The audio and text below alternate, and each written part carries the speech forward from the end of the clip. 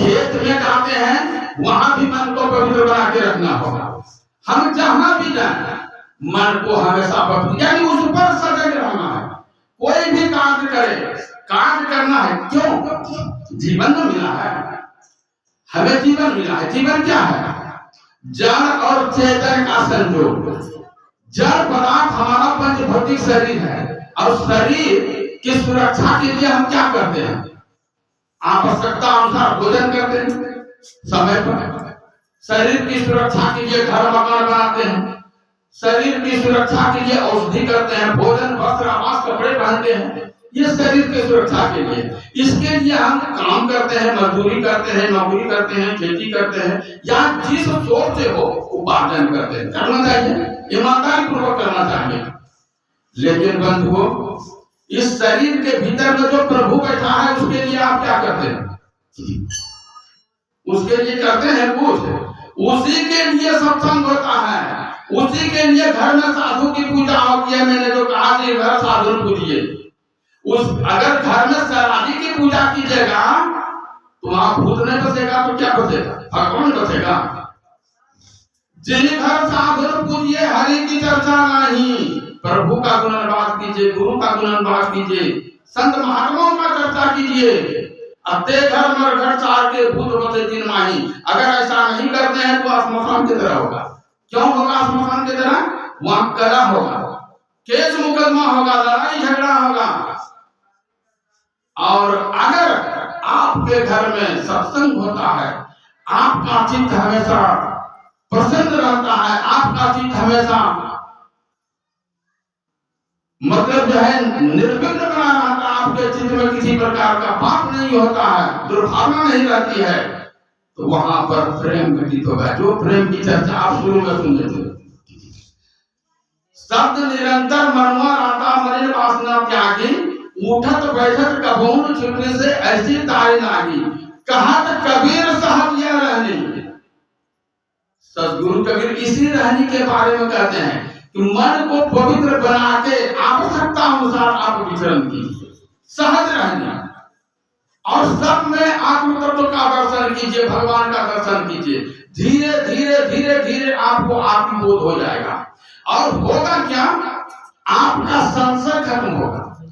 जब आपके अंदर में प्रेम जागृत होगा, जब आपके अंदर में सद्भावना आएगी और धीरे सत्संग की वाणी आएगी, आपके अंदर में प्रवेश करेगी, संत महात्माओं का शब्द आपके अंदर में गूंजेगा, तो आपका सद्ज्ञान जागृत होगा, आपका विवेक जागृत होगा।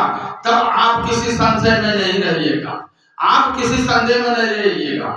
संशय सब जग खंडिया, संशय खंडे न कोई, असंशय खंडे सोई जना जो शब्द विवेकी हो। शब्द पर विवेक करना होगा, जहां जो शब्द सुनिए उस पर विवेक कीजिए।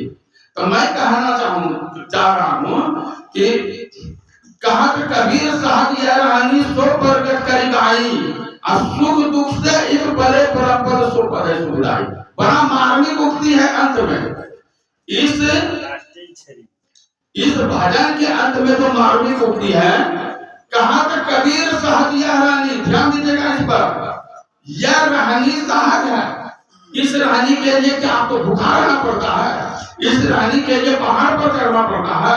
इस रहनी के लिए आपको किसी से झंझट करना पड़ता है? सरल बन के रहिए, अपने मन को जटिलता में मत उलझाइए, मन को बिल्कुल सरल रखिए और दोष किसी का देखने का कोशिश नहीं कीजिए, गुण देखिए। और दोष की निंदा मत कीजिए, गुणगान कीजिए। अगर आपका बेटा है, आप उसका अगर बराबर निंदा करते हैं कि तुम ऐसे करते हो तो बेटा को विरोध होता है।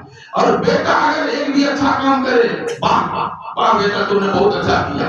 माता मदरसा थी पौराणिक काल में, मैं महिला वर्ग के लिए भी बोल रहा हूं, माता मदरसा और ब्रह्मज्ञानी महिला थी।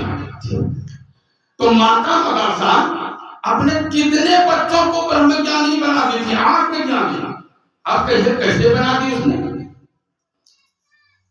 माता मदरसा जब बच्चे पालना पर रहते थे, छोटे छोटे बच्चे को मां पालना झुलाती है पालना पर और लोरियां गाती है। आज घर में आज भी करती है माता लोग। क्या करती है, बच्चे को जब नींद नहीं आता है तो लोरियां गाती है, कुछ गीत गाती है, कुछ कहानी सुनाती है, बच्चा सो जाता है, सुनाने के लिए साथ यत्न करती है। लेकिन आज तो करती है एलदम बेलदम कुमरा के पाठतम, क्या क्या नहीं कहती है माताएं लोग। लेकिन माता मदरसा ये सब नहीं कहती थी। माता मदरसा क्या कहती थी बच्चे को, उनके कहने में बड़ा सार रहस्य था। वे कहते थे वत्स शुद्धो असि बुद्धो असि निरंजनो असि संसार माया परिवर्तितो असि। संस्कृत का ये वाक्य है। बेटा तुम शुद्ध हो। माता मदरसा कहती थी बेटा तुम शुद्ध हो।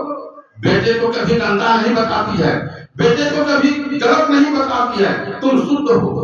शुद्ध माने शुद्ध चेतन हो, तुम्हें कोई विकार नहीं है। शुद्धो असि बुद्धो असि, तुम ज्ञानी हो। बेटे को संबोधित कर दिया, बेटा सुनता है। जो कोमल मस्तिष्क वाला बच्चा है क्या उसकी श्रोत्र इंद्रियां नहीं है, सुनता है ना, और वही तो संस्कार को ग्रहण करता है और वही संस्कार उसके अंदर में। हम कहते हैं हिंदू के घर में बच्चा जब जन्म लेता है हिंदी बोलना सीखता है कि नहीं? कहां से सीखता है? सुनते सुनते ही ना। एक अंग्रेज के घर में बच्चा जन्म लेता है क्या सीखेगा? फारसी सीखेगा। माता पिता के द्वारा जो व्यवहार किया जाता है वो संस्कार बच्चों पर पड़ता है। माता मदरसा कहती है बच्चों शुद्ध हो, बेटा तुम शुद्ध हो। बुद्धो असि तुम बुद्ध हो, ज्ञानी हो। निरंजनो असि माने तुम भगवान हो। बेटी को भगवान बताती है, उनके अंदर में भगवान है। माता मदरसा जानती है कि हमारे अंदर में भी भगवान है और बेटे के अंदर में भी भगवान है। शरीर से ना माँ बेटा है, लेकिन आत्म तत्व से सब बराबर है। आज आपका जो बेटा है